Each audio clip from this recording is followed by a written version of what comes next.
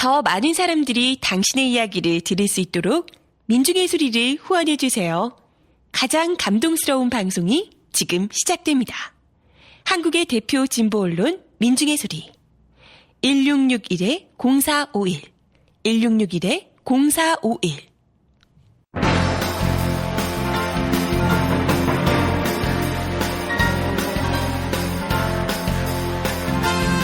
강명길의 다시 듣는 한국 현대사.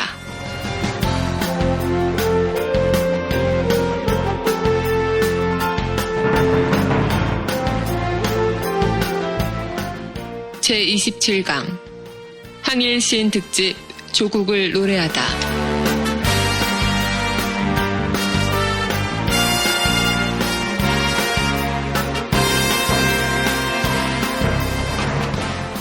학생 여러분 안녕하세요. 일베를 감동시키는 교육방송 닥터강의 다시 듣는 한국현대사 아나운서 정혜림입니다. 본 방송은 박세길의 다시 쓰는 한국현대사와 서울대학교 출판부의 한국사 특강 그리고 고등학교 한국사 교과서를 토대로 진행됩니다. 오늘도 닥터강 강명기 선생님 나오셨습니다. 안녕하세요. 안녕하세요. 강명길입니다. 날씨가 굉장히 따뜻해졌어요. 예, 오늘 제가 아침에 그 전철을 타고 이제 오는데 서울 시내를 들어오는데 네. 어우, 잠바를 입은 거를 좀 후회했어요. 날이 많이 따뜻해졌습니다. 네, 겨울 외투가 낮에는 좀 덥죠. 예, 네. 그렇습니다. 이제 정말 우리가 여러 번 이야기를 드리기도 했었던 3.1절 주간이 됐어요. 예, 그렇습니다. 이번 주 토요일이죠. 예. 네. 방송이 나갈 때는 이제 3.1절 네네. 이제 끝나고 우리 고등학생, 중학생, 우리 초등학생 친구들은 이제 개학을 해서 그러네요. 새학년이 돼서 새 친구들을 만날 시기가 됐죠. 예, 예. 본격 3월 봄이네요. 예. 네. 오늘의 역사 3.1절도 있을 테고요. 또 그 관련한 인근의 비슷한 이야기들도 좀 있을 것 같은데요. 예. 어떤 역사를 우리가 또 알아야 될까요? 예, 오늘 간단하게 한 3가지 정도만 좀 말씀을 네네. 드리겠는데요. 3월 3일. 예. 3월 3일 하면 1987년 하면 네. 이제 그 87년 6월 항쟁. 예. 그래서 대통령을 체육관에서 뽑는 간선제에서 직선제 대통령. 국민의 손으로 직접 대통령을 선출하게 되는 직선제 헌법을 쟁취하게 된 6월 투쟁이 시작이 되는데요. 네네. 바로 그때 봄에 우리 이한열, 예. 박종철 네네. 열사 두 분의 죽음이 있지 않았습니까? 그렇죠. 그랬을 때 처음에 박종철 네. 열사가 서울대학교 학생이었죠. 네.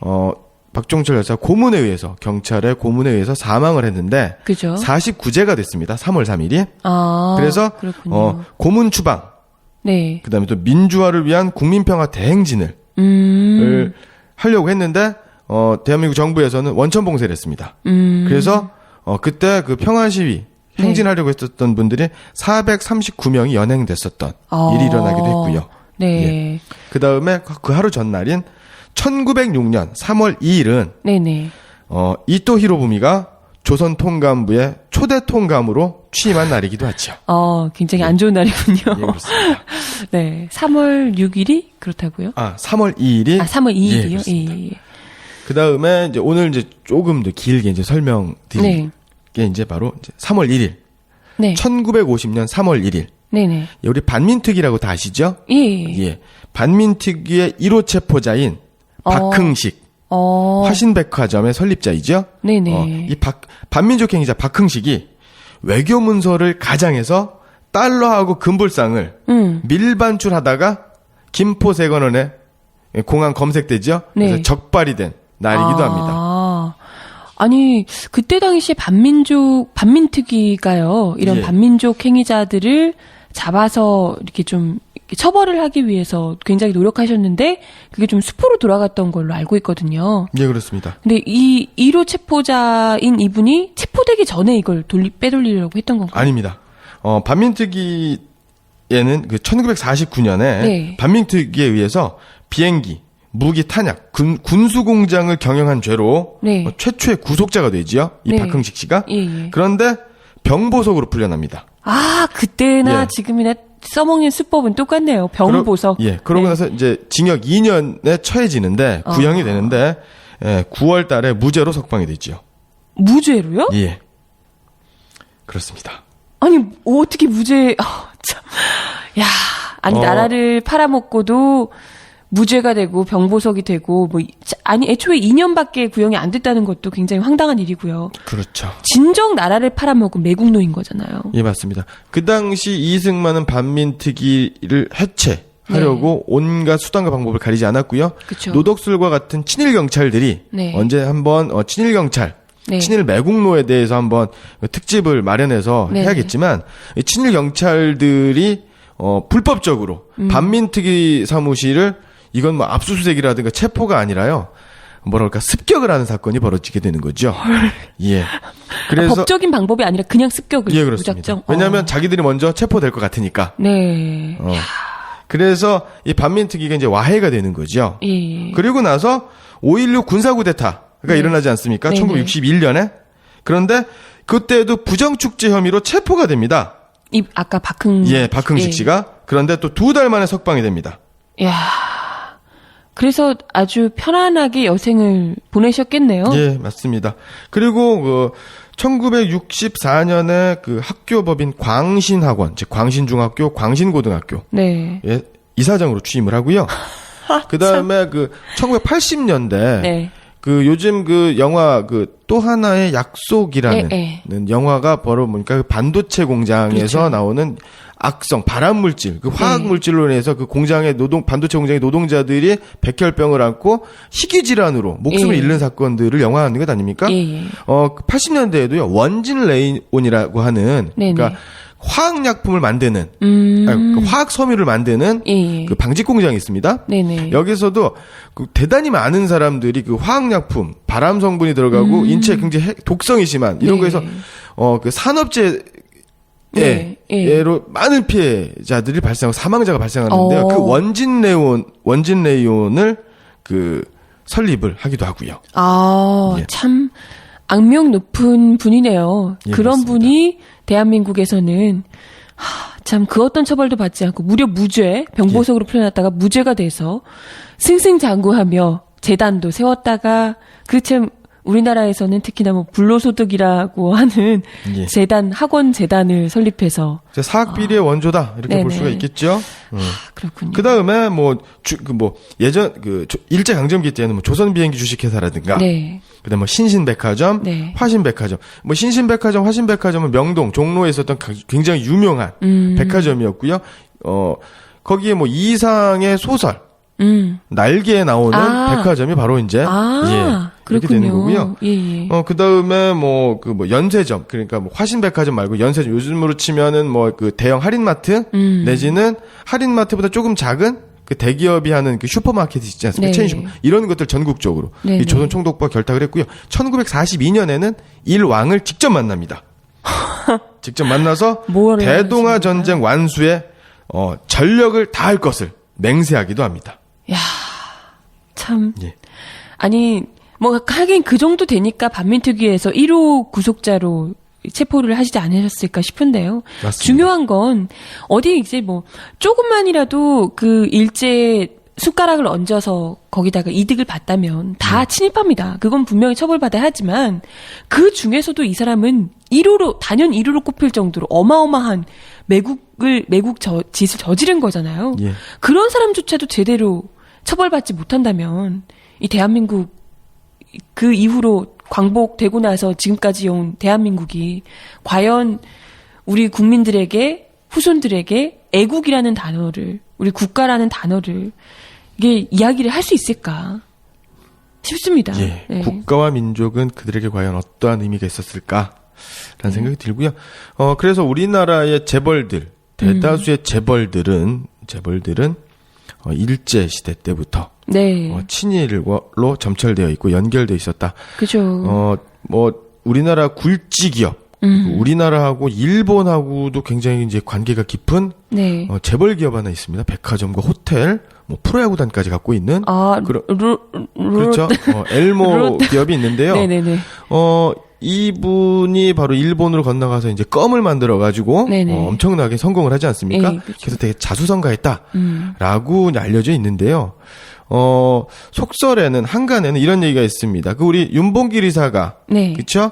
그 상해 훈코공원에서 일본 일제 침략의 그 수괴들을 처단하지 않습니까? 그쵸. 이때 중상을 입었던 사람이 이제 시게미스 일본 공사 있지 않습니까? 공사가 바로 이 사람의 장인입니다. 그렇군요. 거기까지만, 그 정도까지만 봐도 대충 가늠하실 수 있을 거다 생각이 듭니다. 아무튼 이런 그 친일 매국노들이 승승장구하는 그런 나라, 참, 2014년 대한민국이 미래가 점점 더 아직까지도 암담할 수밖에 없는 이유 중에 하나일 것 같습니다. 예. 네. 그러면 오늘 이제 본격적으로 주제 이야기 나눠볼 텐데요. 7번째 강의예요. 예, 그렇습니다. 오늘은 우리 항일신에 대해서 이야기를 함께 나눠보기로 했는데요. 예. 오늘의 주제는 항일신 특집 조국을 노래하라 편입니다. 예. 조국을 노래하라. 네. 예. 지금 여러분께서는 강명길의 다시 듣는 한국 현대사를 듣고 계십니다. 형성평가 1번. 다음에 보기는 반민특위 1호 구속자인 친일 매판 자본가 박흥식이 무죄 판결을 받은 후 설립한 기업인 원진 레이온에 관한 설명이다. 잘 듣고 원진 레이온과 가장 유사한 기업을 고르시오. 보기. 원진 레이온 주식회사는 일본의 중고 기계를 들여와 1966년에 설립된 비스코스 레이온 생산 공장이다. 설립 당시부터 큰 호황을 누리며 흑자를 냈지만 노동자를 보호하려는 안전설비가 결여돼 신경 독가스의 원료로 쓰이는 치명적인 유해물질인 이황화탄소에 노출시킴으로써 수많은 노동자들이 팔, 다리마비와 언어장애, 기억력 감퇴, 정신이상, 성불능, 콩팥 기능 장애 등의 심각한 고통에 시달렸을 뿐만 아니라 수많은 사망자가 발생하였다. 그러나 노동부는 회사 측에 25,000시간 무죄의 기록증을 발급하는 등의 산업체에 대한 감시와 감독을 허위로 조작 발표하였고 노동자들의 산업체의 인정 요구를 거부하였다.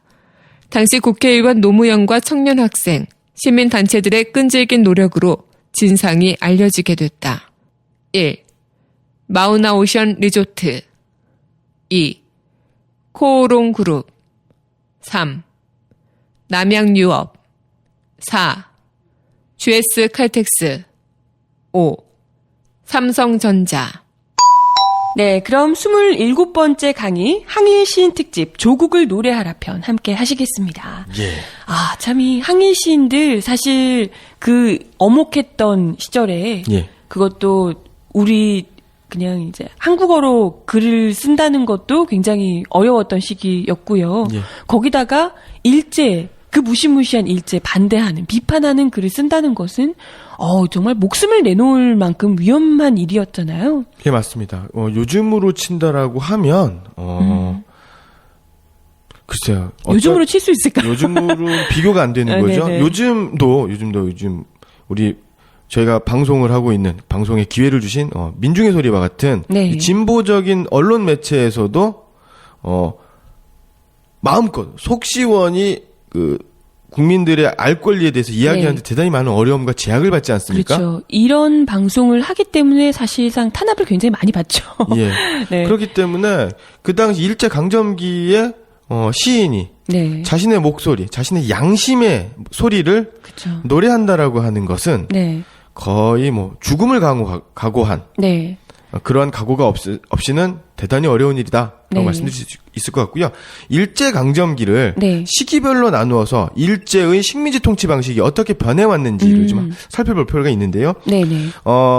경술국치가 일어난 네. 1910년대는 네. 바로 이제 무단 통치, 즉 헌병 경찰 통치입니다. 음. 그래서 그 조선 총독부, 네. 그다음에 또 그 조선 총독부의 어떤 허수아비였었던 네. 중추원. 이 중추원의 그 의장은 바로 이제 정무총감, 그러니까 총독부의 2인자가 되는 거죠. 이렇게 되는 거고요. 그 나머지 이완용 같은 사람들이 네네. 중추원 부의장 이런 직책들을 가지고 가면서 거수기 노릇을 하게 되는 예. 형식적인 의회다. 이렇게 되는 거고요.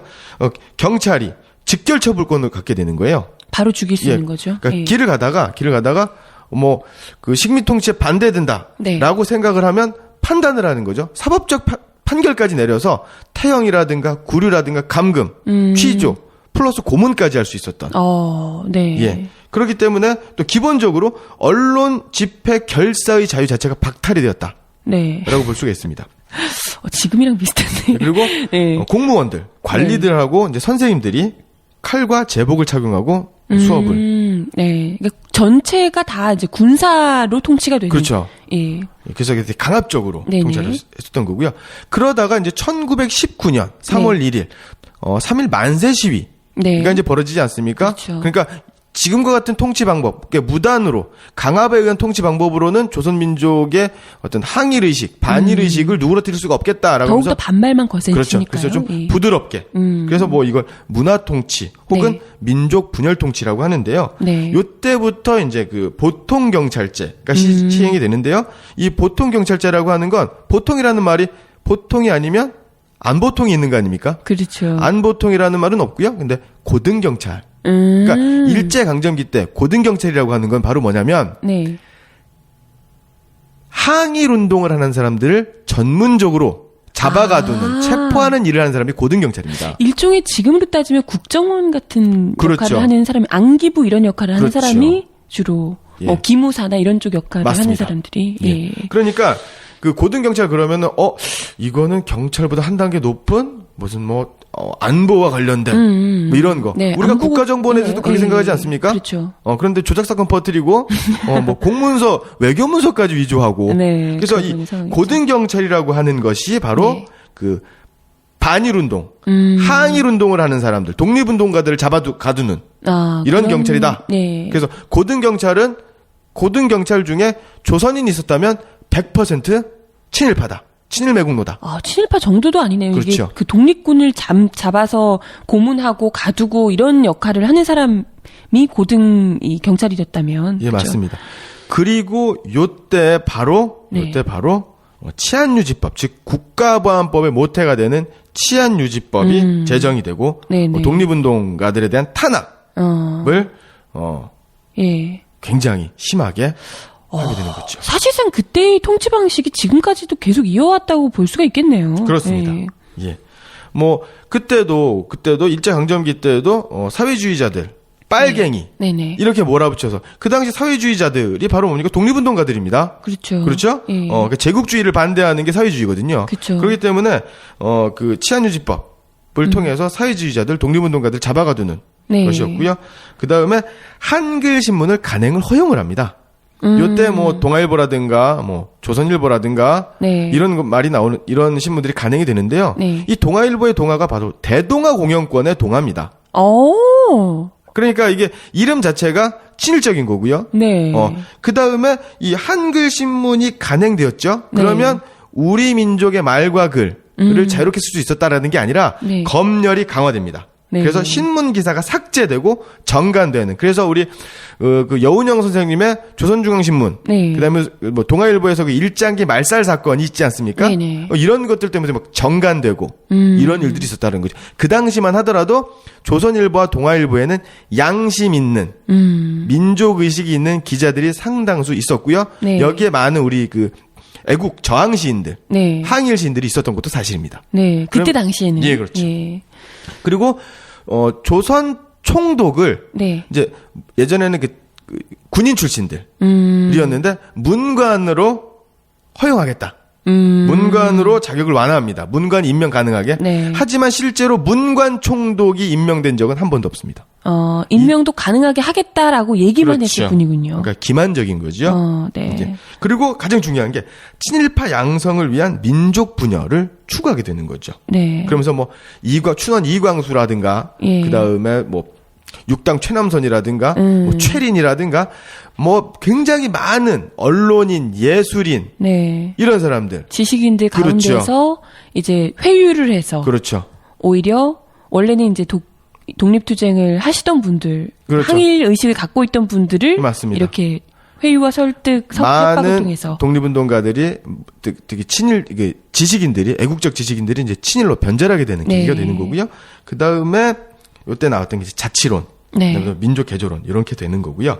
그러다가 1937년에 예. 중일 전쟁이 일어나고 1940년에 이제 미국하고 이제 전쟁이 붙지 않습니까? 네네. 태평양 전쟁이 일어나기부터는 바로 뭐냐면 국가 총동원령에 의해서 네. 병참 기지화 정책을 그래서 수탈이 어느 때보다 극심해지고 항일 세력에 대한 반일 세력에 대한 탄압이 강해지는 네. 시기가 되는 거죠. 딱 그때가 이제 일본이 패망하기 전이기 예, 때문에 맞습니다. 항상 보면 거의 이 끝나기 직전이 가장 이 잔혹하고 가장 이 반발이 심하고 그런 것 같아요. 예, 맞습니다. 일본 역시도 그때 마지막 발악을 하지 않았을까 싶은데요. 그때가 바로 이제 민족 말살 정책이었고요. 네네. 요때 바로 이제 일본군 성노예 위안부 할머님들, 그다음에 여자 정신 근로대, 여자 정신 근로령, 네, 그다음에 네. 뭐 국민 징용령, 지원병제, 학도병제.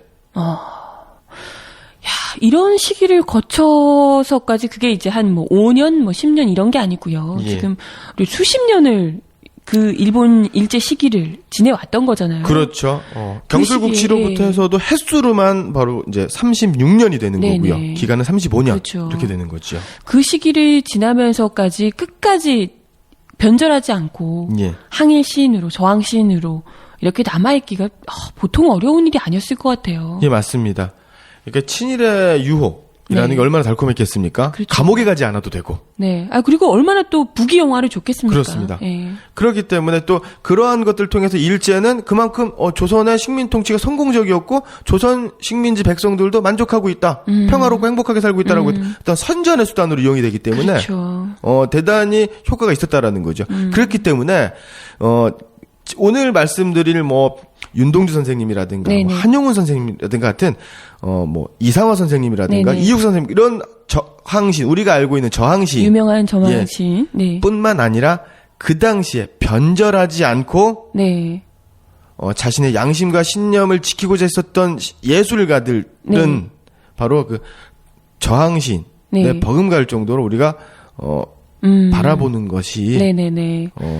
부족하지 않다. 네. 사실 그런 얘기를 들었었거든요. 이제 예전에도 한번 제가 방송에서 언급한 적이 있는데 그 시절 너무나도 엄역했기 때문에 친일을 하지 않고서는 아예 차라리 붓을 꺾는 게 낫다. 이런 예, 맞습니다. 얘기가 나올 정도로 이게 저항시를 쓴다는 것이 정말 말할 수가 없을 정도였고 그걸 차라리 못 쓰게 된다면 차라리 그걸 못 쓴다면 아예 그냥 글을 쓰지 않는 아예 아니면 전혀 이제 일제나 이런 사회의 문제와 전혀 관련이 없는 쪽의 이야기를 쓰던지 이런 식으로 아예 이제 글 자체를 꺾거나 아니면 방향을 돌리거나 예, 이런 맞습니다. 식으로 하셨다고 합니다. 예. 그래서 이런 분들 역시도 우리가 뭐 아주 나서서 행동파 저항시인이라고까지는 하기 어렵겠지만 그래도 이분들 역시도 뭐 친일을 했다 이렇게 볼 수는 없고요. 예. 저항시인 좀 소극적인 저항시인들 중에 친일을 하지 않은 것만 해도 그럼요. 예. 그 시절에 그 어목했던 시절에 네 그렇게 볼 수가 있을 것 같습니다. 그럼 그 와중에도 예. 참 이런 상황에서도 죽기를 각오하고 저항시를 쓰셨던 분들은 얼마나 더 대단한가 이런 걸 새삼 또 느끼게 되는데요. 대표적인 분들을 우리가 저항시인, 항일시인 하면 이분들 정도는 우리가 알지 않으면 대한민국 예. 국민이 아니다. 이런 분들. 항일시인, 네. 민족시인이기 때문에 보통 이제 국어, 네. 이제 수능에, 예. 학교 시험에, 요거는 예. 고등학교 1학년 때부터 뭐 중학교 과정에서부터 계속 출제가 되었고요. 네. 그다음 또 문학사 쪽으로도, 그다음에 또 이분들의 어떤 그 작품의 완성도에 네. 대해서도 굉장히 높이 평가되는 그죠. 분들이기 예. 때문에 반드시 좀 알아야 되죠. 네. 그중 가장 첫 번째가 바로 이제 만해 한용운 선생님. 네. 우리가 너무 잘 알고 있지요. 그렇죠. 대표적인 작품이 바로 님의 침묵. 네. 님은 같습니다. 사랑하는 나이님은 네. 같습니다. 푸른 산빛을 깨치고 단풍나무 숲을 향하여 난 작은 길을 참아 떨치고 갔습니다. 네. 님의 침묵이지요. 네네. 그 다음에 나룻배와 행인, 그죠. 찬송. 그 외에도 여러 작품이 있는데, 네네네. 이 한용운 선생님은 바로 이제 민족 대표 33인 중에 한 분이시죠. 네. 그러니까 시인이시기도 하지만 사실상 좀 이렇게 독립투쟁을 위해서 정치적으로도 굉장히 많이 활동을 예. 하셨던 이런 분입니다. 맞습니다. 예. 이분은 출가하시기 전에 결혼을 한번 하셨습니다. 아. 예. 아드님이 계시는데요. 네네네. 아드님도 독립운동을 하셨습니다. 아오. 신간의 활동을 주축으로 해서 아주 열심히 하셨던 분이고요. 그러시군요. 예. 그리고 나서 이제 출가를 하시게 되는 하셔서 거죠. 스님이 예. 되신 거죠. 예. 이 한용운 선생님은요, 80년 5월 광주의 살인자 전두환이 유폐되었었던 네. 백담사에서 설악산의 백담사에서 출가를 하셨었던 분이고요. 그렇군요. 그 설악산의 백담사가요, 굉장히 아름다운. 알아요. 그래서 백담사 인근에 그 만해 마을이라고 있습니다. 예, 맞습니다. 예. 맞아요. 이런 분입니다. 겨울에 가면 굉장히 아름답죠. 예. 네. 보통 그 시적으로 네. 제가 이제 학원에서 우리 친구들하고 이제 수업을 할 때 한용운 딱 그러면 두 가지만 기억한다. 뭔가요? 첫 번째로는 여성적 어조. 그렇죠. 보통 경어체를 많이 사용하시잖아요. 네네. 님은 같습니다. 이런 거. 뭐 이렇게 그 다음에 여성적이 되게 섬세한 어조, 순종적이다 이런 게 있고요. 또 두 번째, 이게 제일 중요한 건데 역설의 시인이다. 님은 갔는데 나는 님을 보내지 않았습니다. 그렇죠. 예. 임의 침묵이라는 제목 자체도 네. 대단히 역설적인 건데요. 이거는 그 한용운 선생님의 그 불교적인 윤회론적 가치관과 일맥상통하는 것이다. 네네. 임의 침묵이라고 하는 것은 침묵은 말을 하지 않는다라는 거거든요. 네네. 그런데 내가 그걸 오해하고 이미 임에 대한 소리가 없으니까 네. 오빠가 이미 침묵을 하고 있으니까 네네. 이미 없구나. 날 떠나갔구나라고 착각을 하게 되는 거죠. 침묵하지 않아도 묵묵히 내 주위에 네. 나와 함께 나의 곁에 있는데 내가 그걸 몰랐다라는 거죠. 말을 하지 않아도 그렇죠. 옆에 있긴 한데 그렇죠. 침묵하고 있기 때문에 내가 곁에 있는지 몰랐다는 거군요. 미처 깨닫지 못했다라는 네. 거죠. 조국이 나의 곁에 없지만 조국이 빼앗긴 것 같았는데 그렇죠. 그것이 아니라 조국은 늘 내 옆에 있었다. 부처님은 늘 내 옆에 있었다. 그렇기 때문에 부처님에 대한 사랑, 임에 대한 사랑, 조국에 대한 사랑을 한층 더 승화시키는 애족의 정신, 애국의 정신, 네. 그다음에 불교적인 깨달음을 위한 네네. 어떤 수행을 다짐하는 이런 작품이 되는 거지요. 네. 그래서 한용운 선생님의 작품의 면면에 흘러나오는 것들이 바로 그 역설, 네. 불교적인 세계관, 예. 윤회론적 가치관이다라는 네. 걸 좀 말씀드리고 싶습니다. 저도 학창 시절에 한용운 선생님의 이 시를 보면서 특히 또 저는 이제 여자니까요. 여고생, 여중생 이럴 때 한용운 선생님의 시를 보면서 굉장히 감동을 받았었거든요. 무슨 사랑시인 것처럼 느껴져서 정말 그 애절하면서도 그 안에 숨겨져 있는 그 굳은 의지 이런 것들이 정말 감동적으로 와닿더라고요. 우리 아이들하고 같이 다제사 들으시는 분들도 많으신데 한용운 시인의 시 같은 경우에 정말 아이들에게 많이 교육 자료로도 많이 좀 들려주시고 해석도 옆에서 해주시고 그러면 좋을 것 같다는 생각이 들어요. 맞습니다. 네. 또 몇 가지 일화가 있는데요. 네네. 뭐 이제 한용운 선생님은 그 성북동에서 네. 살았거든요. 근데 그 집 이름이 심우장입니다. 네. 심우장인데 이 집은 성북동 산 밑이니까 굉장히 춥단 말입니다. 네네. 그러니까 보통 집은 우리가 그 배산임수 뭐 풍수지리설에 의해서 그 남향으로 지어야 네. 겨울에 안 춥거든요. 네네. 그런데 북향으로 짓는 거예요. 왜요? 조선 총독부가 보이는 게 꼴도 보기 싫다. 그래서 북향으로 아주 일부러 춥게. 지조와 절개를 지키시려고 했는데 뭐 네네. 그런 것도 있었고요. 또 우리 한용운 선생님 하면 아까도 말씀드렸지만 3.1운동을 빼놓을 수가 없지 않습니까? 네. 이 3.1 만세 시위 때 그죠. 그때 일본에 의해서 일제 경찰에 의해서 체포가 되지 않습니까? 네네. 이때 행동 지침을 말씀을 하십니다. 첫 번째로는 변호사를 대지 말자. 그다음에 사식을 취하지 말라. 그다음에 보석을 요구하지 마라. 이렇게 됩니다. 그런데 이제 전에 네. 그 3.1 만세 시위 때 말씀드렸지만 우리가 주인을 시켜서 민족대표 33인 중에 한 분이 그 태화관 음식점 주인을 시켜가지고 네네. 신고를 하지 않습니까? 예. 그 일제 경찰이 막 온단 말이에요. 네네. 그러니까 막 아수라장이 된 거예요. 막상 오니까 또. 예. 예. 그러니까 한용운 선생님께서 호통을 치셨죠. 너희들이 그러고도 민족대표라고 할 수 있느냐. 민족대표로서의 채통을 지켜라. 이렇게 꾸짖으셨던 분입니다. 근데 아까 이제 그 변호사를 선임하지 말라, 뭐, 사식도 먹지 말고, 뭐, 그런 보석을 걸, 요구하지 마라. 요구하지 마라. 이런 것들이 사실상 그때 이제 안중근 의사가 돌아가실 때 어머니께서 이제 쓰신 편지하고 맥락이 같은 것 같아요. 맞습니다. 그러니까 잘못을 한 게 아니기 때문에 이 죄를 사하여달라라고 그렇죠. 용서를 구하거나 항소하지 않는 항소하거나 그럴 필요가 없다라는 말씀이죠. 예. 당당하게 잡혀가서 그렇게 하겠다라는 말씀이신 것 같습니다. 예. 그리고요, 그 같은 민족대표 33인 중에 하나였던 그 최린이라는 네. 청도교계 대표가 있습니다. 네, 나중에 돼서 이분이 엄청난 변절을 하게 되죠. 그래서 조선이 해방될 줄 몰랐다. 나중에 이제 네. 뭐 반성 사죄의 말은 합니다. 네. 그런데 변절합니다. 네. 그러고 나서 명동 종로 길거리를 가다가 마주칩니다. 그랬더니 최린이 아는 척을 합니다. 마늘 선생님 그랬더니 모른 척하고 외면을 하시는 거죠. 아, 그렇죠. 내가 아는 최린은 죽었네. 그래서 그랬던 네. 일화도 있다. 오죽하겠습니까? 그 상황에서.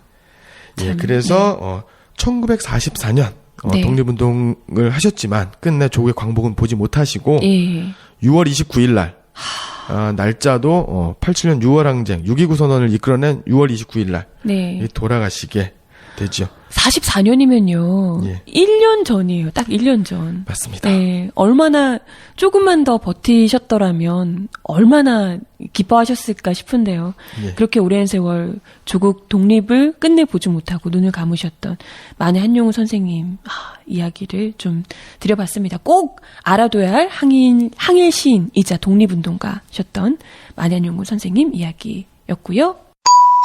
2번. 다음에 보기가 설명하는 인물은 누군지 고르시오. 보기. 1879년 8월 29일 충청남도 홍성에서 출생하였다. 서당에서 한학을 배우다가 동학농민운동에 가담했으나 실패하자 1905년 인제의 백담사회가 승려가 되었다. 1910년 국권이 피탈되자 중국에 가서 독립군 군관학교를 방문. 이를 격려하고 만주, 시베리아 등지를 방문하였다. 1913년 귀국, 대승불교의 반야 사상에 입각하여 종래의 무능한 불교를 개혁하고 불교의 현실 참여를 주장하였다.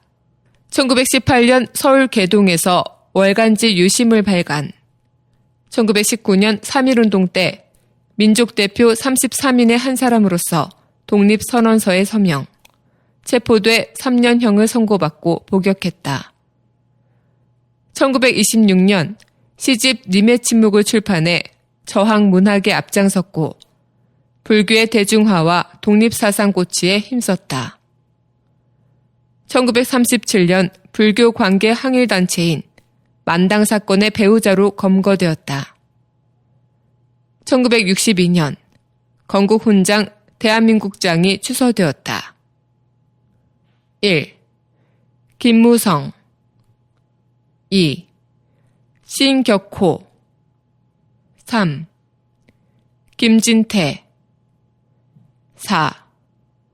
홍문종 5. 한용운. 네, 그러면 다음은 윤동주 시인에 대해서 이야기를 좀 나눠볼까요? 예, 윤동주 시인 하면은 네. 글쎄요, 어디서부터 말씀을 드려야 될지 모르겠지만 제가 좋아하는 네. 시인 중에 한 분이시고요. 저 개인적으로 너무 좋아합니다. 예. 윤동주 그리고 시인. 우리나라에서보다 네. 일본에서 더 예. 사랑받고 있는 시인, 대한민국의 시인 중에 한 분이시기도 합니다. 얼마 전에도 윤동주 시인이 이제 돌아가신 날을 기념해서 예. 일본에서 윤동주 시인의 이 뜻을 기리고 시를 읊고 이러는 이제 낭송회도 열리고 했다고 하더라고요. 예, 그게 그렇죠. 매년 또 열린다고 하는데요. 예. 일본 사람들의 마음까지 울릴 정도로 그 시의 가치가 굉장히 뛰어난 것 같다는 생각이 들어요. 예. 네. 아주 섬세하면서 네. 아주 낭만적이면서도 굉장히 순수하면서도 네. 지조와 저리가 높은 네. 작품을 많이 남기셨죠. 네. 뭐 글이 많이 남기시진 않으셨죠? 네. 아나운서께서는 어떤 작품, 윤동주 선생님이 어떤 작품을 제일 좋아하시나요? 뭐 가장 유명한 건 뭐 서시 별에는 밤 이런 것도 있고 네. 참외록 이런 것도 있는데요. 저는 개인적으로 길이라는 작품을 예. 좀 좋아해요. 네. 어딜 가다가 예. 뭘 잃어버린 거죠. 예. 찾으려고 잃어버린 길. 했는데 예. 못 찾았다. 네. 이런 거고. 제가 제일 좋아하는 시는 쉽게 쓰여진 시. 그렇군요.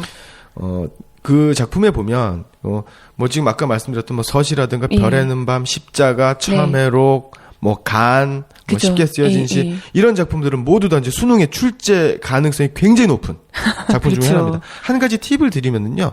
최근까지 현대시가 네. 2편에서 3편 정도가 출제가 됩니다. 근데 그 중에 한 편 이상은 반드시 일제강점기 시인의 작품입니다. 그렇군요. 그렇기 때문에 아까 말씀드렸던 한용운 선생님, 네. 윤동주 선생님. 네. 그러니까 오늘 방송에 나오는 시인들의 작품만 공부해도 수능에 고득점을 맞을 수가 있다. 그만큼 중요하기 때문이죠. 이분들의 시나 이 업적이나 이분들의 생애가 그만큼 중요하기 때문일 겁니다. 예, 맞습니다. 네. 아까 말씀드렸던 그 쉽게 쓰여진 시를 제가 가장 좋아하는 이유 중에 하나는 뭐냐면, 그 작품에 보면은, 자기는 혼자 일본에서 마음 편하게 네. 부모님의 피땀 흘려서 보내주신 학비를 받아서 공부를 하는데 그렇죠. 친구들은 우리 민족, 우리 동포들은 조국에서 피 흘리면서 네. 쓰러져 가고 있는 것에 대해서 죄책감, 그렇죠. 안타까움, 네. 반성을 느끼고 있는 거죠. 사실 윤동주 시인의 시의 전반에서 느껴지는 것이 이런 좀 죄책감이나 소시민적 삶에 대한 비판, 자기 성찰 이런 게 굉장히 많이 드러나잖아요. 그렇죠. 성찰과 비판의 네. 시인이죠. 성찰과 자기 비판의 시인인데, 네네. 혹자는 뭐 이런 얘기를 해요. 생전에 저항시를 네. 살아생전에 발표한 적도 없고, 네. 적극적인 독립운동을 하지 않았기 때문에 윤동주 선생을 저항시인이다. 라고 보기는 좀 어렵지 않느냐. 사실 이제 이 작품들이 우리가 알고 있는 작품들이 이 윤동주 시인이 생전에 발표했던 시가 아니고 그렇죠. 자고하고 유고집 나서 있죠? 예, 예. 그 이제 친구와 가족, 이 친구분들 이런 후배들이 모아서 그 시를 이제 작품 하나로 책 하나로 발표를 했던 거죠. 맞습니다. 별과 바람과 하늘과 바람과 별과 시. 예. 네, 이렇게 됩니다. 예, 그 딱 한 권밖에 남아 있지 않은 거라서 예. 네. 그래서 그 시집 원고를 세 부를 필사를 해서요. 네. 세 부를 필사를 합니다.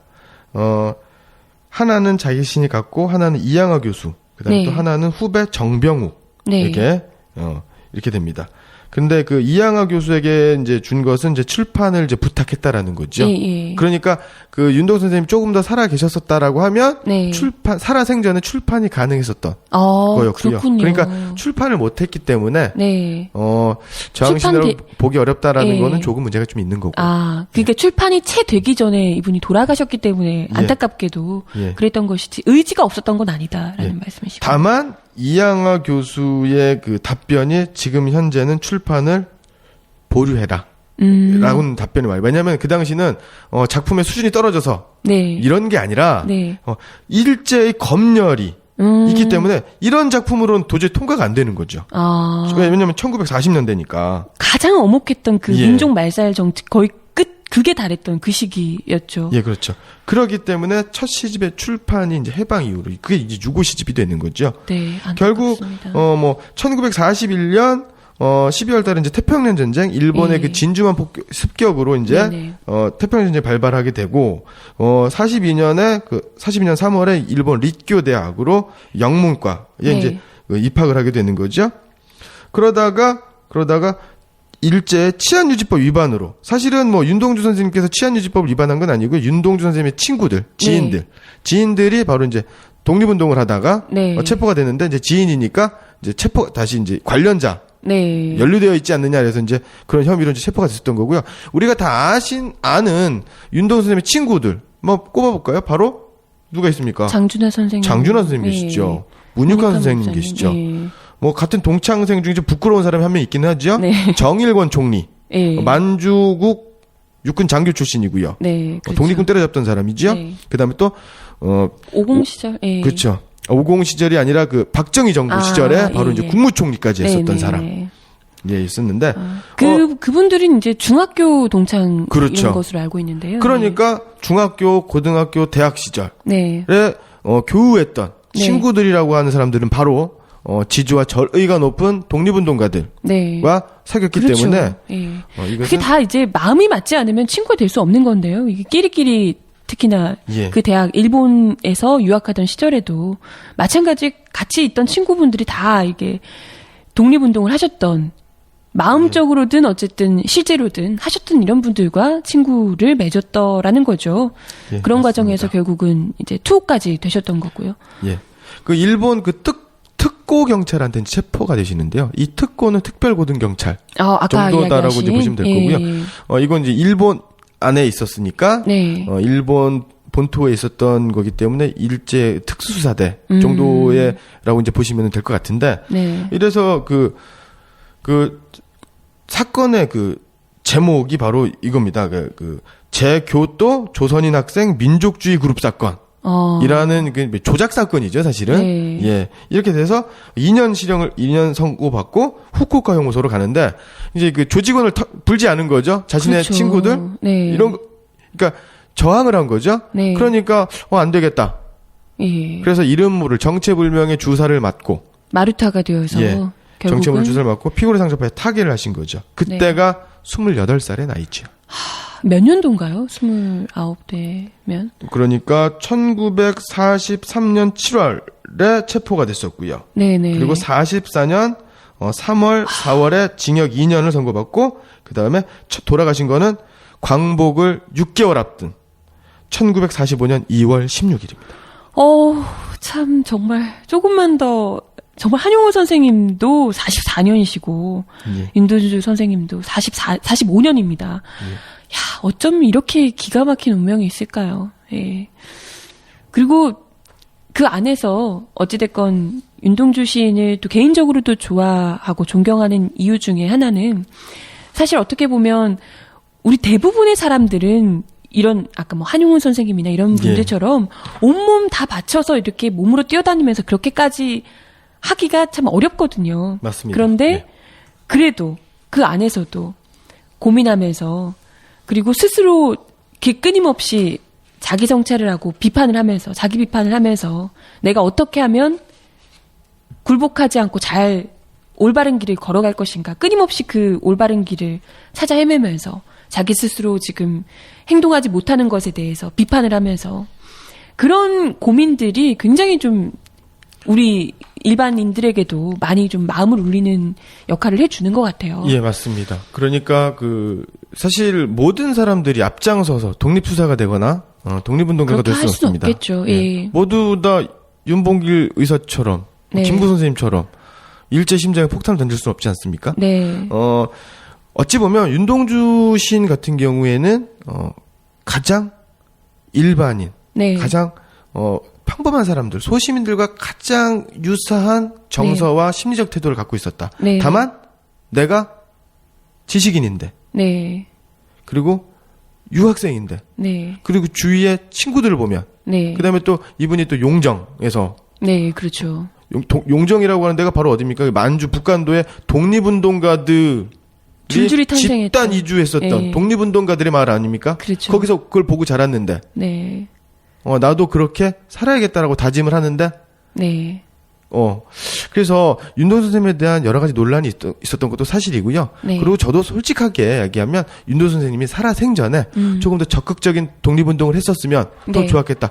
그렇게 됐으면 조국의 독립이, 조국의 네. 광복이 조금 더 하루라도 네. 더 빨라지지 않았을까 하는 아쉬움이 있는 거고, 그런 아쉬움은 어떠한 독립운동가들에게도 다 있는 겁니다. 네. 그런데 목숨과 바꾸어 목숨을 바쳐 조광복에 헌신한 분이 바로 윤동주 선생님 아닙니까? 그렇죠. 그것만으로도 순국 시인이라는 것만으로도 높이 평가받는 것이 네.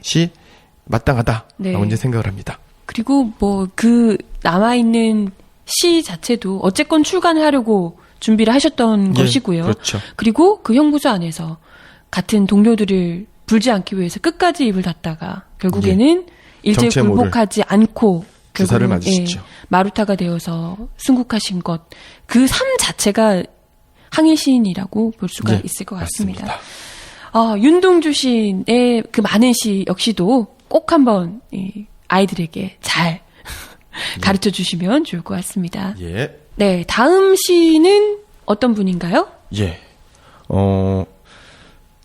다음 시인은 바로 이제 김영랑 선생님입니다. 김영랑 선생님. 예. 사실 지난번에 저희가 한번 잠깐 방송 중에 언급하기도 했었는데요. 미처 몰랐거든요. 저는 이제 뭐 항일 시인이라 그러면 아까 말씀하신 뭐 한용운, 뭐 윤동주, 이육사 뭐 이런 분들만 알고 있었는데 김영랑 시인이 항일 시인일 거라고는 생각을 못했어요. 예. 예. 저도 중고등학교 때, 뭐 대학 때도 김영랑 시인 그러면 뭐 그냥 말장난, 뭐 이게 아름다운 말 몇 마디 넣어가지고 이걸 시라고 했나? 사실 그렇게 그 김영랑 선생님의 작품을 되게 그 좀 이렇게 폄하하고 네. 좀 비판적으로 비난에 가까운 태도로 시를 접하긴 예. 했었는데요. 그 공부를 조금 하다 보니까 그런 게 아니었구나. 되게 많이 부끄러워하고 이제 반성 네. 뉘우치기도 했었는데요. 북녘 땅에 김소월이 있다면, 소월이 있다면 남해는 영랑이 있다. 그래서 우리나라의 시인, 일제강점기 시인을 2명을 대라라고 한다면 북에 소월, 남해 영랑. 이게 쌍대, 네. 쌍두마차다. 라고 볼 수 있을 정도로 문학사적으로 의미가 있고요. 네. 김영랑 선생님의 알려진 작품 뭐 돌담에 속삭이는 햇발같이 그쵸.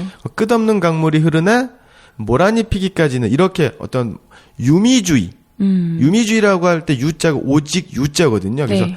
아름다움, 미적 아름다움, 그래서 탐미주의라고 하는데 이러한 시 그다음에 또 우리말의 아름다움, 언어의 조탁. 그래서 네네. 우리말의 아름다움만을 가꾸는 어떤 순수 예술, 순수 문학을 지향하는 그런 작품을 썼기 때문에 무슨 일제 강점기 때 그죠. 이 이게 상황에 당치났냐? 네. 태평하게 이런 거냐 예. 이런 비판들이 좀 있었죠. 그런데 김영란 선생님의 삶 자체가 그렇지가 않았다라는 거죠.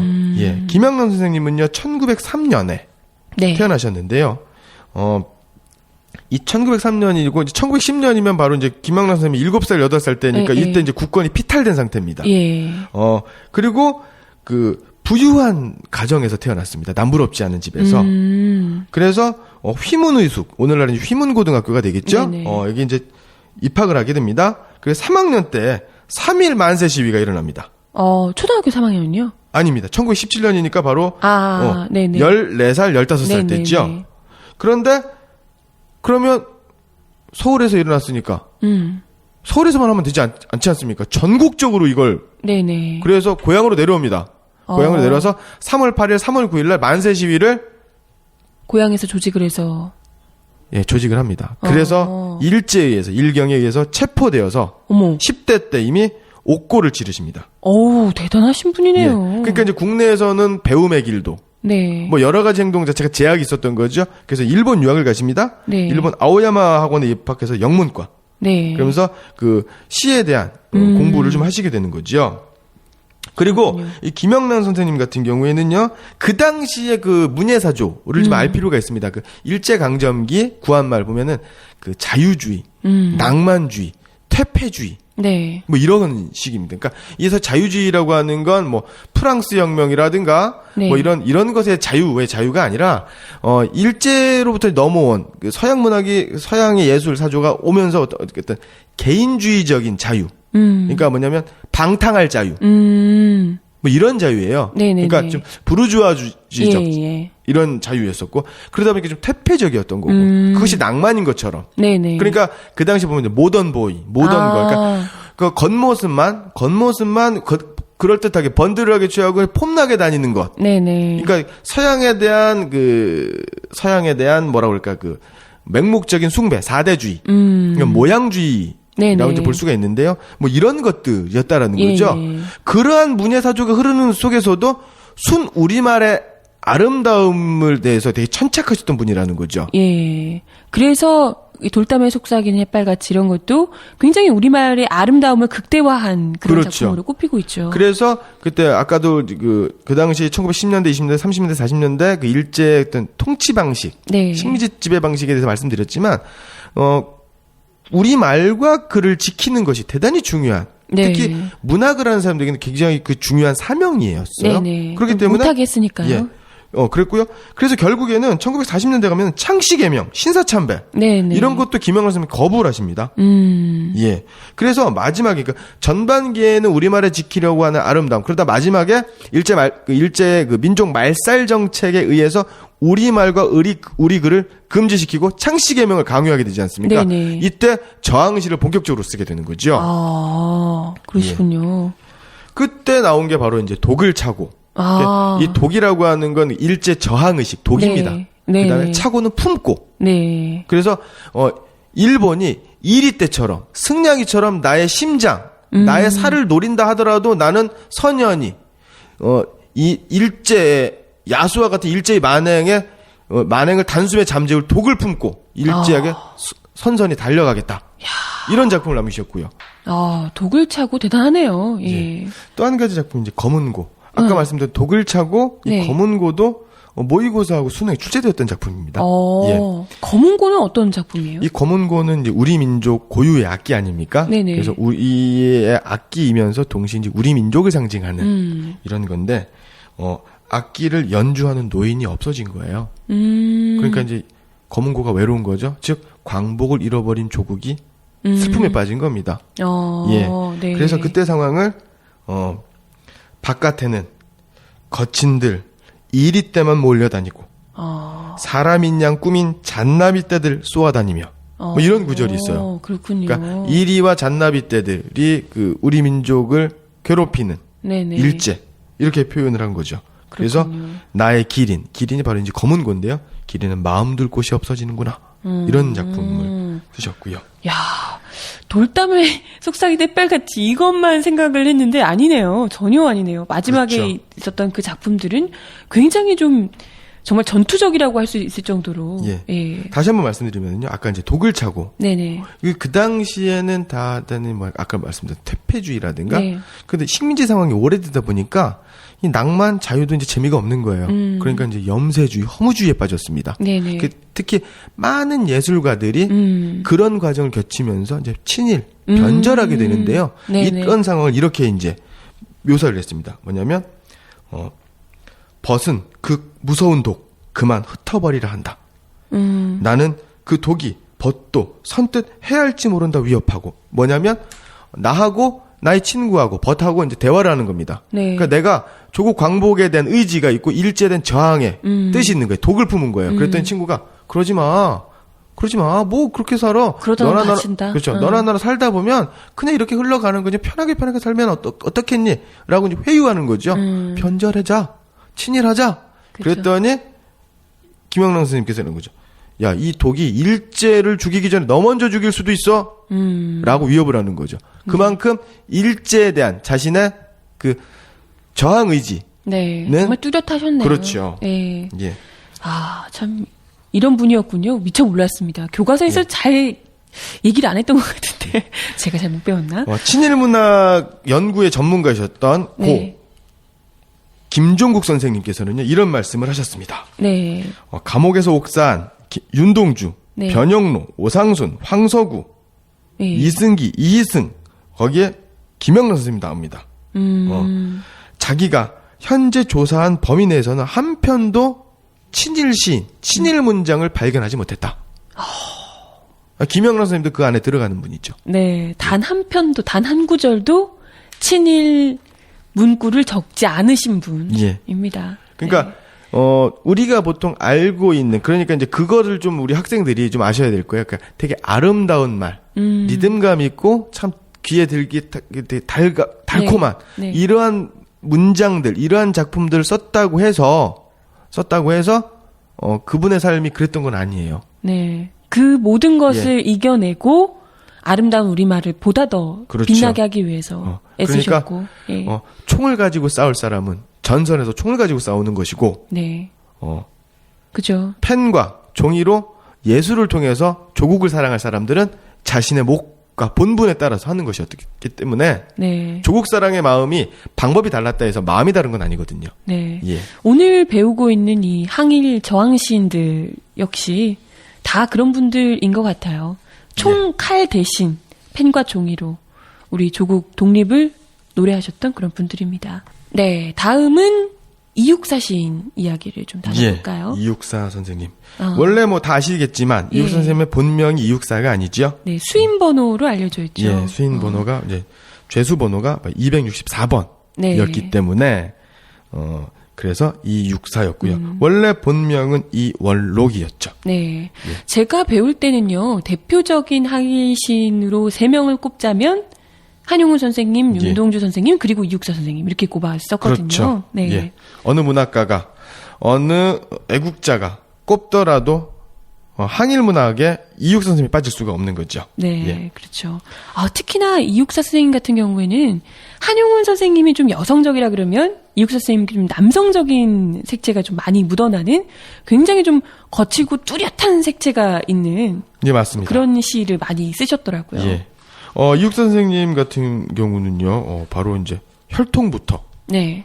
바로 이제 퇴계 이황 선생님의 14대 손입니다. 어. 명문가의 자손이고요. 예, 예. 어려서부터 한학, 네. 한문의 한문 공부를 많이 하셨어요. 그래서 한문 공부를 많이 하셨기 때문에 한문 성리학적인 가치관, 성리학이 뭡니까? 지조와 절개, 자신의 그렇죠. 본분을 다하는 거 아닙니까? 네. 그러니까 이육사 선생님, 이원옥 선생님께서는 선비입니다. 그러니까 선비의 본분은 지조와 절개, 절의를 지키는 것. 네, 그것은 바로 조국에 대한, 네. 그다음에 또 우리 민중에 대한, 나라에 대한 지조와 절의가 바로 뭡니까? 독립운동 아니겠습니까? 그렇죠. 예, 그래서 그런데 그 많은 선비들은 왜 그랬을까요? 그 많은 선비들 중에서 우리가 알고 있는 친일매국 네. 했었던 사람들이 많았었던 거죠. 대다수의 양반 사대부들, 지조와 절개가 있고 그런 분들은 대부분 독립운동을 하셨거나 독립운동을 지지하셨거나 네. 했었던 분들입니다. 정말 제대로 공부하신 분들이 예. 그렇게 하셨을 거라 그래서 생각합니다. 양반의 고장, 선비의 고장 안동 출신입니다. 그렇군요. 그리고 형제들 대부분이 독립운동을 하십니다. 참 아주 대단한 집안의 또 예. 자녀분이시네요. 그리고 이육 선생님께서는 투옥만 확인된 것만 17번을 투옥을 당하십니다. 이 본인의 필명으로 이육사라고 지으실만 하네요. 이게 이제 또 독립운동을 하시다가 투옥이 돼서 그 수감번호를 적으신 거잖아요. 이육사로. 맞습니다. 이육 선생님은요, 또 우리 김원봉 선생님, 네네. 의열단, 네네. 조선의용대, 그렇죠. 의열단의 단원이십니다. 야 시인이면서 또 직접 그렇게 독립 예. 투사로 활동을 하시기까지 한 그야말로 행동파 선비시네요. 예, 그렇죠. 이육 선생님은요, 1927년 10월 18일 조선은행 대구지점 폭파 사건이 일어납니다. 네. 예. 그래서 이제 그 당시 경상북도의 경찰 헌병이 총동원 되겠죠? 난리가 난 거죠? 네. 이때 이제 피검, 체포되십니다. 와. 그래서 형님하고 아우. 네. 예. 그런데, 일화가 있는데요. 형님하고 아우하고 형제들이 사명이 쫙 잡힌 겁니다. 그러니까 어떻게 합니까? 고문을 하게 되지 않습니까? 네네. 그랬더니, 내 아우를 고문하지 말고 나를 고문해라. 형제들끼리 서로. 예. 이렇게, 그럴 정도 이제 우애가 있었던 네. 분이었고요. 그래서 독립운동을 하기 위해서 북경으로 갑니다. 그래서 의열단, 무슨 임시정부, 이 독립운동 단체를 찾는데 의열단이 이제 북경에 없었던 거예요. 네. 그 당시 남경으로 갔습니다. 그래서 남경까지 또 가십니다. 그래서, 조선혁명 군사학교. 네네. 예, 김홍범 선생님이 계시는 거기에 입학을 하게 되는 거죠. 그래서 오. 일기 수료생입니다. 정말 대단하신 분이네요. 예. 이렇게 시도 이렇게 쓰시면서 직접 이렇게 활동까지 하시고 대표적인 시들도 좀 알려주시면 좋을 것 같아요. 우리가 알고 있는 절정 이런 시도 있고요. 그다음에 가장 예. 아름다운 시는 청포도. 그죠. 청포도. 그다음에 광야. 네. 광야. 그다음에 교목. 네. 여러 가지 시가 있죠. 작품들은. 청포도 같은 경우에도 아름답다 하지만 그 안에도 전부 항일 정신이 뚜렷하게 나타나 있는 그런 시잖아요. 그렇죠. 네. 아이야, 우리 집 은쟁반엔 하얀 모시수건을 준비해 두렴. 네. 이러면서 우리 독립 광복은 예. 피곤한 몸을 이끌고 청포를 입고 온다고 했으니. 네, 그렇죠. 이 마을 전설이 주저리 열리고 네. 이런 구절들이 아주 아름다우면서도 조국 광복에 대한 희망 같은 그렇죠. 게 고단하지만 희망. 네. 이렇게 맞아요. 였었던 거고요. 광야 같은 경우에는 현재 고등학교 1학년 교과서 12종 교과서에 5종 이상의 교과서에서 채택이 되어 있는 작품이 있죠. 네네. 여기서 잠깐 소개해 주셔도 좋을 것 같은데요. 예. 가장 마지막 구절에 보면 3년을 보면 이런 구절이 있습니다. 지금 눈 내리고 매화 향기 홀로 아득하니 내 여기 가난한 노래에 씨를 뿌려라 라고 했는데요. 지금 보면은 매화 향기, 매화. 네. 그러니까 이육 선생님 작품에 이제 매화가 많이 나오거든요. 이 매화 네. 같은 경우는 보통 이제 지조와 절개, 그렇죠. 겨울에 시련을 이겨내는 네. 거죠. 봄을 맞이하는 거고. 그렇죠. 그리고 보면 내 여기 가난한 노래에 씨를 뿌려라. 이게 내 가난한 노래에 씨를 뿌려라. 뿌려라는 명령형이죠. 명령형 보통 2인칭이 쓰지 않습니까? 네. 근데 나한테 한 겁니다. 1인칭 명령입니다.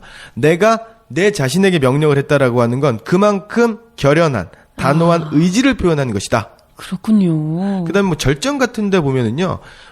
그 각 연애 보통 우리가 현재형으로 서술하거나 과거형, 미래형으로 서술하지 않습니까? 네네. 그런데 사전에 나와 있는 네. 기본형 어미를 씁니다. 오다, 서다 이렇게. 아, 그렇죠. 그래서 굉장히 이성적이면서도 단호한 어조를 유지하셨던, 그래서 굉장히 지사적인 네. 어떤 선비 정신이 투철하셨던 네. 분이다라는 걸 알 수가 있죠. 그 어떤 것에도 굴하지 않고 그 꼿꼿한 절개 이런 게 그 시 안에 가득 느껴지는 것 같아요. 절정에도 그렇고요. 예. 시 자체에서 많이 느껴지죠. 뭐 이육사 선생님의 생애에서도 성격이나 이런 부분에서도 그러한 성격이 많이 또 이제 드러난다고 이야기를 많이 들었어요. 네. 이육 선생님이 얼마나 조금 이렇게 어찌 보면 참 뭐라 그래야 될까요? 아주 꼬장꼬장하셨던, 네. 원칙적이셨던 예. 분이셨는데, 진정한 예. 이 보수가 이런 분들이 아닐까 싶은데. 그렇습니다. 독립운동을 위해서 17번 이상을 이제 옥고를 치셨던 분인데, 네. 일화가 이런 게 있습니다. 이거는 바로 이제 이육사 선생님의 이제 따님, 유일한 혈육인 이육비 여사께서 아버님을 회고하시면서 이런 말을 했는데요. 하루는 이육사 선생님이 시인이지 않습니까? 네네. 그러니까 주변에 예술하는 문학가들이 있지 않습니까? 그래서 이제 청량에서 만납니다. 네. 만나서 이제 뭐 밥도 먹고 이러죠. 그러다가 이제 종로를 가게 됐어요. 네. 이제 그랬더니 이육사 선생님이 나는 좀 약속이 있네. 이런 거예요. 그래서 나머지 분들만 청량, 그때 이제 전차 종점이 청량리에 있었거든요. 네네. 전차를 타고 종로를 가시는데 한참 가고 봤더니 이육사 선생님이 터벅터벅 걸어오는 거예요. 뭐냐면 이육사가 차표 한 장이 없어서 그 말을 못하고 걸어갈 만큼 자존심이 강했다. 이런 거죠. 예. 야, 그만큼 근데 그 독립운동을 하시면서 차표 한 장 살 돈이 없으셨다는 거잖아요. 뭐 지금도 마찬가지지만 예술하는 사람들, 문학하는 사람들이 가난했었던 건 또 사실이었고요. 그 중에서도 독립운동을 했었던 분들은 이루 말할 데가 예, 없겠죠. 감옥을 제집 드나들듯이 들락날락한 사람에게 누가 돈 벌 기회를 줄 것이며, 그렇죠. 일제가 거기서 가만히 놓아둘 리도 없었겠죠. 네. 예. 참. 그래서 이육사 선생님께서는 결국에는 감옥에서 순국을 하시지요. 네. 이게 몇 년도에? 바로 이제 북경 감옥인데요. 네. 이게 참 안타까운 게 네. 1944년 1월 16일입니다.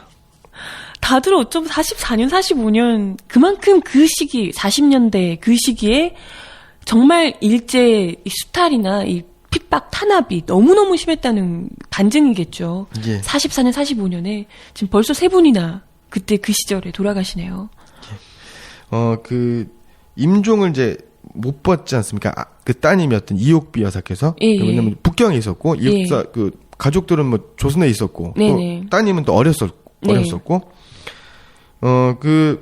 그래서 이제 아버지의 모습을 이제 전해 들은 거예요. 네. 그랬더니, 임종을 지켰던 이병희 선생님이라는 분이 이런 얘기를 하셨습니다. 네 아버지는 조국의 광복을 보시지 못해서 그러신지 눈을 감지 못했다. 그래서, 마지막으로 아버지 눈을 쓸어드리면서, 육사, 조국은 우리가 맡을 때니 이제 고이 가십시오. 라고 했더니 눈을 감으면서 코에서 많은 피를 쏟으셨다. 라고 이게 전해 주셨는데. 코에서 많은 피를 쏟으신 건 이제 뭐 고문이라든가 이런 이런 게 그런 가능성이 충분히 있었던 거지요. 조선으로 돌아왔을 때는 그 화장된 상태로 돌아왔으니까 6월만 네. 돌아왔으니까 그거는 알 수가 없었던 거고요. 뭐 사진 촬영이라든가 부검이나 제대로 했겠습니까? 그렇죠. 전혀 없었겠죠. 예. 사실 일제 입장에서는 얼마나 죽이고 싶은 사람들이었겠어요. 이런 분들이. 그렇죠. 눈에 가시였지요. 그렇죠. 예. 그 어떻게 해도 꺾이지 않고 회유와 설득, 협박이 다 먹히지 않았던 분들이니까요. 참, 네. 아무튼 이육사 시인에 대한 정말 가슴 아픈 하지만 너무나도 자랑스러운 그 생에 대해서 또 시에 대해서 이야기를 함께 나눠봤습니다. 3번.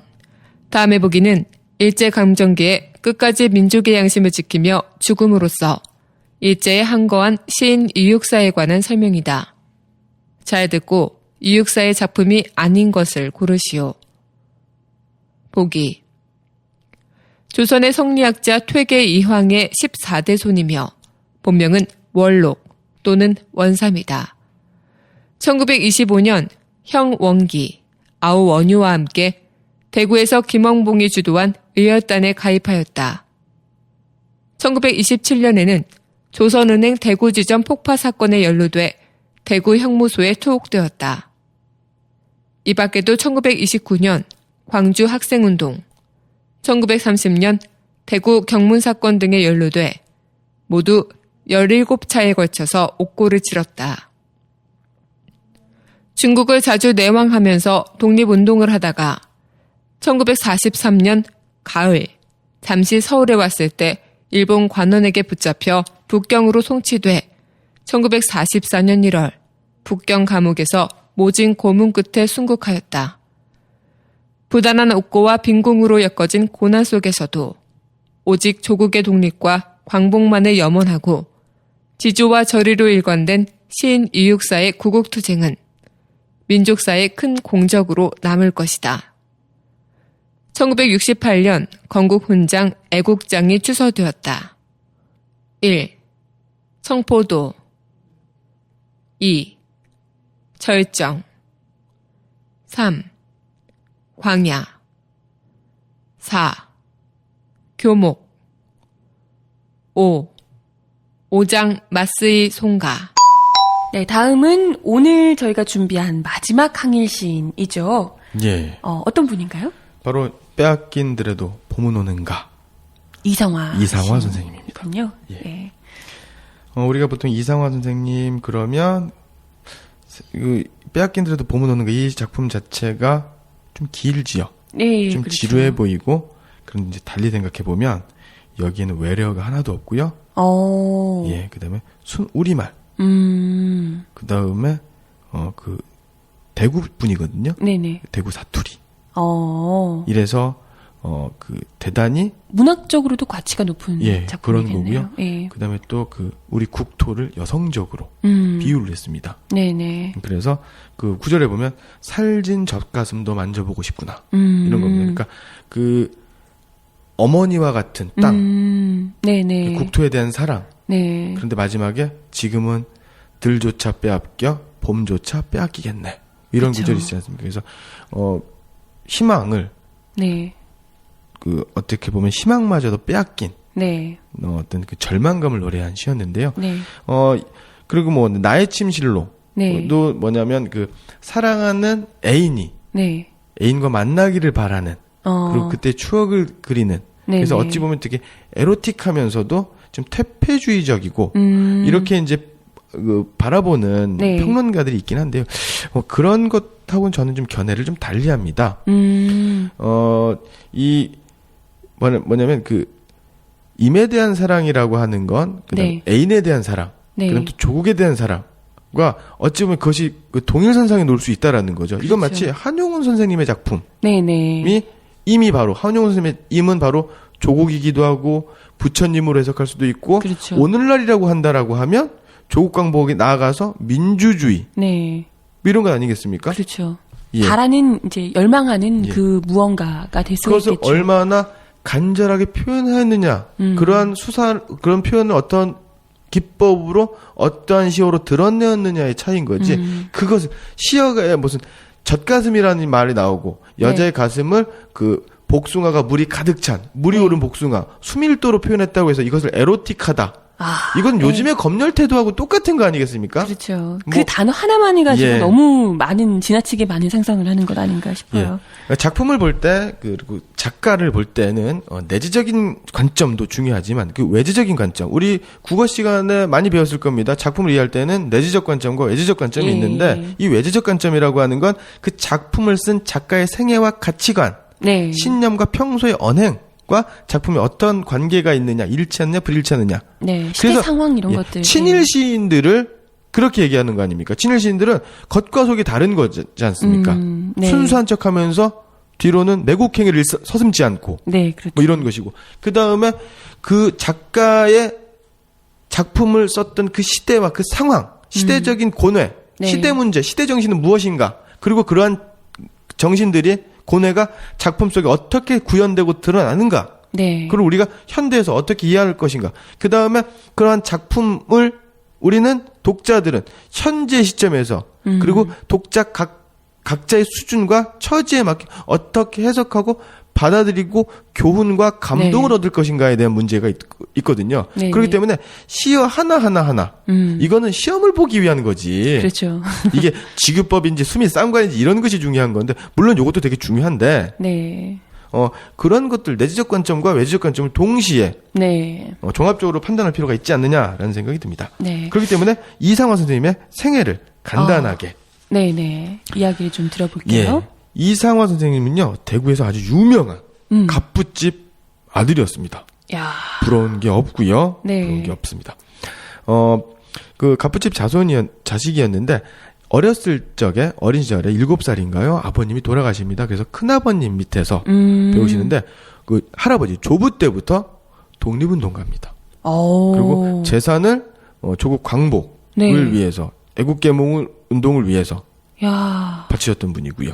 존경스러운 분이네요. 예. 그래서 예. 서울에 와서 이제 공부를 하고 일본 유학을 가게 되는데 그때도 마찬가지로 요즘으로 치면은 뭐 그 재벌 2세 정도 되는 겁니다. 그래서 주위에 회고하는 사람들 보면은 야, 이상화는 얼굴도 장안 제1의 미남자였다. 야. 그다음에 뭐 옷이며 소지품 자체가 이제 그 명품인 거죠. 야. 예. 아니 근데 상상이 안 가요. 뭔가 재벌 2세가 독립운동을 하고 예, 그렇습니다. 지금 우리 이 관점에서는 참 상상하기가 어려운데 어쨌건 그때 그 시절에는 그런 분들이 계셨다는 거죠. 예.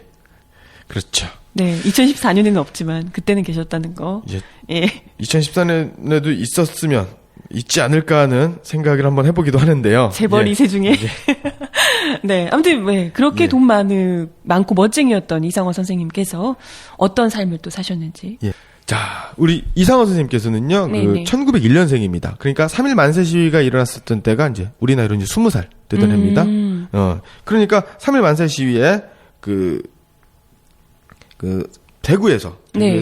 백기만 선생님들이라든가 뭐 이런 분들하고 같이 학생운동을 배우에서 이제 조종을 합니다. 요즘으로 치면은 그 배우 세력이 되는 거죠. 예. 이러다가 발각이 됩니다. 근데 이상화 선생님은 이제 체포가 안 돼요. 워낙 예. 갑부집 아들이라서. 아니, 그게 아니라 다른 사람들은 모두 검속되는데 검거망을 피하게 된 거죠. 아, 그냥 우연히 그렇게 된 건가요? 예. 그래서 그것을 피해서 이제 떠돌아다니는 거죠. 네. 근데 떠돌아다니는데 그냥 떠돌아다니는 거 아닙니다. 떠돌아다니면서도 그러니까 수배 생활을 하는 거죠. 그러면서도 독립선언문이라든가 이거 막 살포하고 다니고. 독립운동 자금을 이제 독립운동 자금을 조직하고. 그러면서 이제 서울로 탈출을 하시죠. 네.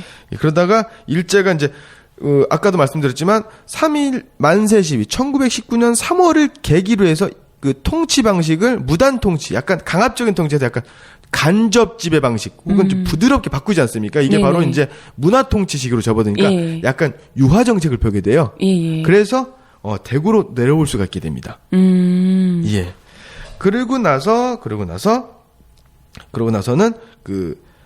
나중에 이제 친일 행적을 보이게 된 현진건의 소개로, 소설가 현진건의 소개로 그 백조라고 하는 문학 네. 동인 잡지를 네. 이제 준비를 하시게 됩니다. 어. 예. 그러면서 요때 나의 침실로라고 하는 네네. 작품을 발표를 하게 되는데요. 이 나의 침실로라고 하는 건 보통 이제 문단의 평가, 단편적인 평가는 바로 뭐냐면 되게 퇴폐주의적이다. 에로티시즘이다. 아까도 얘기하셨지만. 일제강점기 때 이런 작품이 이게 문학적으로 이게 시인, 이게 제정신이냐. 이렇게 볼 수가 있는데요. 그때는 3.1 운동 때, 저희가 3.1 만세 시위 때 말씀드렸지만 얼마나 많은 사람들이 목숨을 잃고 얼마나 많은 사람이 감옥에서 모진 고문을 당했습니까? 네. 그러니까 전민족적인 만세 시위가 독립의 의지가 반일의 의식이 무참하게 탄압됐었던 시기입니다. 네. 이때만큼 식민지 시절에 1919년 3월을 전후해서만큼 가장 처참하고 절망적인 시기는 없었습니다. 네네. 염상섭인가요? 작가는 지금 잠깐 혼동이 되는데 만세전이라는 소설이 있습니다. 네네. 이 만세전이라는 소설 보면 이 만세전이라는 소설의 전은 이전입니다. before예요. 네. 그러니까 만세가 3.1 만세 시위입니다. 그러니까 3.1 만세 시위 전. 보면은 되게 그 지식인들이 어떤 그 뭐라 그럴까 현실 도피적이고 무기력하고 네. 그래서 조선을 공동묘지라고 생각을 합니다. 표현을 합니다. 그렇게. 그러니까 조선은 희망이 없다. 그러니까 그럼에도 불구하고 나의 사랑하는 애인 마돈나를 찾는 거죠. 그래서 그와 있었을 때 그의 아름다운 몸, 그의 아름다운 사랑, 그와의 사랑을 그리면서 그를 그리워한다라는 거죠. 그러니까 이 한편으로 절망적으로 보이면서도 그 사람을, 사랑하는 사람을, 조국을 만날 것을, 민족을 만날 것을 포기하지 않는 이렇다라는 거죠. 그러니까 해석을 좀 다양한 시각으로 좀 볼 필요가 있다라는 겁니다. 네. 어쨌거나 뭐 이렇게 하다가 그 일본 유학을 가게 됩니다. 일본 유학을 가다가 일본 유학을 마치면 프랑스 유학을 갈 계획이었습니다. 네. 그런데요? 네. 1923년에 관동 대지진이 일어나지 않았습니까? 이 관동 대지진이 일어나는데 그때 관동 대지진을 일제는 무마시키기 위해서 어땠습니까? 조선인이 집단적으로 조직적으로 폭동을 일으켰다. 네. 그렇죠. 지금 조작 사건은 엄청난 조작 사건을 일으킵니다. 그리고 뭐 독약에 우물에 독약을 탔다. 네, 이렇게 그렇죠. 그 날조라지 않습니까? 네. 상식적으로 지진이 일어났는데 네. 하층민이었던 조선인들이 어떻게 조직적으로 연락망을 구축을 해서 전화나 뭐 편지나 정보 뭐 어떻게 통해서 조직화될 수가 있었겠습니까? 그렇죠. 그런 아수라장에. 네. 그리고 우물에 독을 타왔다라는데 그럼 조직적으로 준비를 하고 있었다라는 건데 네. 언제 그런 결정적 시기 언제 그런 지진이 일어날 줄 알고 독약을 준비하고 다녔겠습니까? 그렇겠죠. 예. 그러면 그때 근데 그렇게 조직적이었던 조선인 폭도들이 네. 어떻게 그 무방비 상태로 당했었던 일본인한테 살해당하고 체포당했겠습니까? 이게 그렇죠. 앞뒤가 안 맞는 일이거든요. 네네. 그러면서 이 관동 대지진 때 조선인들이 무참하게 살해당하고 이 탄압당하고 이제 이런 것들을 보면서 식민지 지배, 일제 식민지에 대한 어떤 그 본질에 대해서 다시 한번 깨닫게 되는 거고 저항해야겠다라는 생각을 하고 일본 유학을 중간에 포기하고 귀국을 하시게 되는 거죠.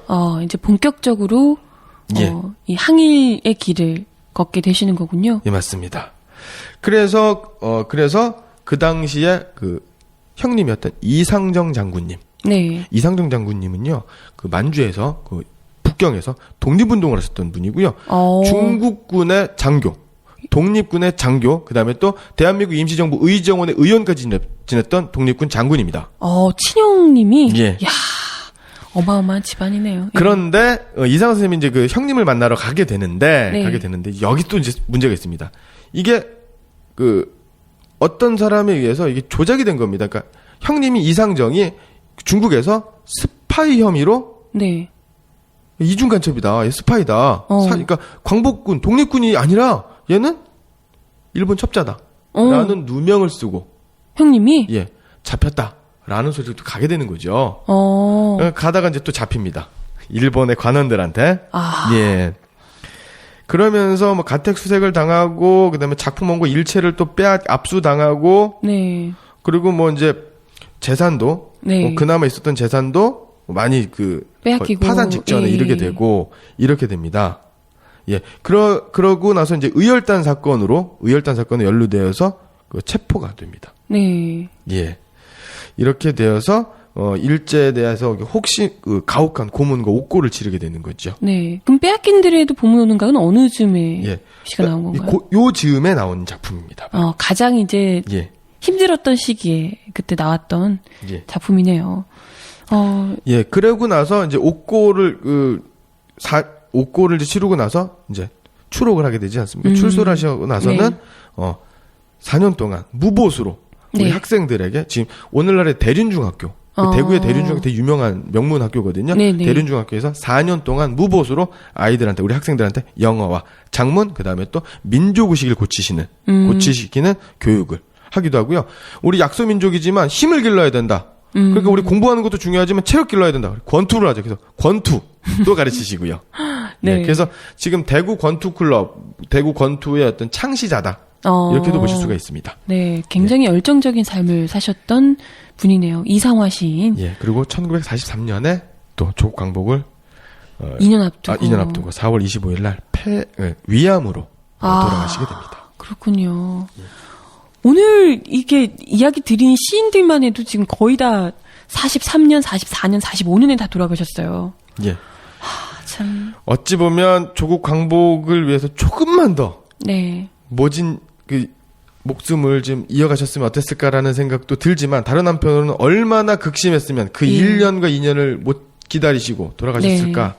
그만큼 일제의 수탈과 탄압은 극심했었다라는 걸 반증하는 것은 아닐까라는 생각이 좀 듭니다. 네. 오늘 한용운 선생님, 윤동주 선생님, 김영랑 선생님, 이육사 선생님, 이상호 선생님까지 5분의 대표 항일 시인들의 작품과 생애에 대해서 이야기를 나눠봤습니다.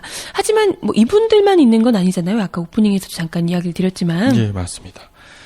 뭐 그 처절했었던 네. 일제의 포갑적인 식민 통치 네. 속에서 자이든 타이든 식민지 시대라는 어떤 굴레 예. 그 속에서 친일로 네. 회절하는 자신의 뜻을 꺾은 네. 문인은 예술인은 굉장히 드물었습니다. 예. 그럼에도 불구하고 사회주의 문학을 했었던 사람이건 네. 민족주의 문학을 했었던 사람이건 순수 문학을 지향했었던 사람이건 간에 네. 굉장히 많은 대다수가 친일 문학으로 변질했던 사실입니다. 네. 그럼에도 불구하고 끝까지 지조와 절개를 지켰었던 사람. 네. 뭐 대표적으로 아까 말씀드렸었지만 김영랑 선생님, 네. 그다음에 또 이육사 선생님, 네. 우리가 잘 모르지만 한욱구 선생님, 박남수 선생님, 이한직, 조지훈, 박목월, 박두진. 이런 분들도 유명하죠. 예. 예. 오상순 선생님 이런 분들도 있고요.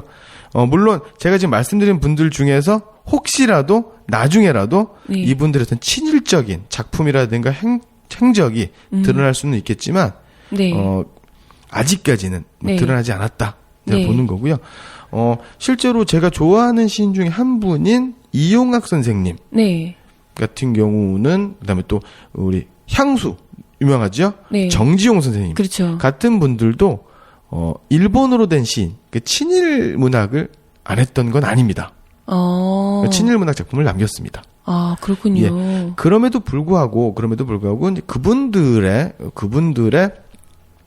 그 문학을 그분들을 친일 문학가다라고 지칭하지 않는 이유는 뭐냐면 그 반성의 정도 네. 내지는 일제 강점기 시기에 네. 그 지주와 절개를 지킨다라는 것이 지주를 지킨다는 것이 대단히 어목했다, 어려웠었다라는 사실이고요. 예. 이거 그러니까 언어 자체를 쓸 수 없는 상황에서 어쩔 수 없이 일본어로 썼었던 측면도 있다라는 거죠. 그러니까 이거는 친일파들이 그때는 어쩔 수 없었다라고 얘기하는 것이 아니라 그 뭐라고 할까요? 어떤 글을 쓰는 사람으로서는 숙명으로서 피치 못할 수 있는, 그러니까 이것을 인정하거나 일본어로 하지만 그것에 대해서 뭐 일제를 찬동하거나 뭐 제국주의를 찬양하거나 이런 내용은 아니었다는 거죠. 예, 그러니까 그런 거는 좀 구분할 필요가 있다라는 거죠. 네. 예. 아무튼 그렇습니다. 우리가 뭐 좋아하는 민족 시인이라고 불리는 김소월 시인 뭐 이런 분들도 뭐 우리가 뭐 친일파 시인이냐 뭐 민족 시인이냐 그렇게 이렇게 뭐 나눌 필요 없이요. 뭐 김소월 선생님 같은 경우에는 저항시인에 가까운 분이다. 그러니까 뭐 이육사 선생님처럼 그 아까 이제 윤동 선생님을 어떻게 볼 것이냐라는 것도 잠깐 말씀드렸지만 김소월 선생님 같은 경우에는요 우리가 다 아는 뭐 삼음보의 민요조의 율격이다. 전통시인이다. 뭐 전통적 설화 모티브를 차용했었다. 토속적이었다. 이런 것들 때문에 민족 시인인 것도 있지만 그 우리 민족이 일제 강점기에 당했었던 어떤 서러움, 고통들을 좀 치유하려고 하는 그것을 어루만진 그렇죠. 풀어내는, 그 대표적인 게 우리 바라건대는 우리에게 보습되일 땅이 있었다면 이런 작품도 있고 그러니까 그런 것들을 그러니까 일제된 저항, 그러니까 부세, 칼날을 일제에 겨누지만 않았을 뿐이었지.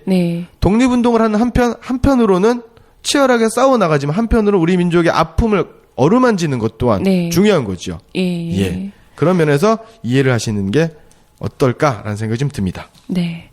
아무튼 오늘 참 이 감동적이고도 또 존경스러운 그런 시인들의 생애를 또 짚어보면서 다시 한번 또 반성을 하게 됐는데요.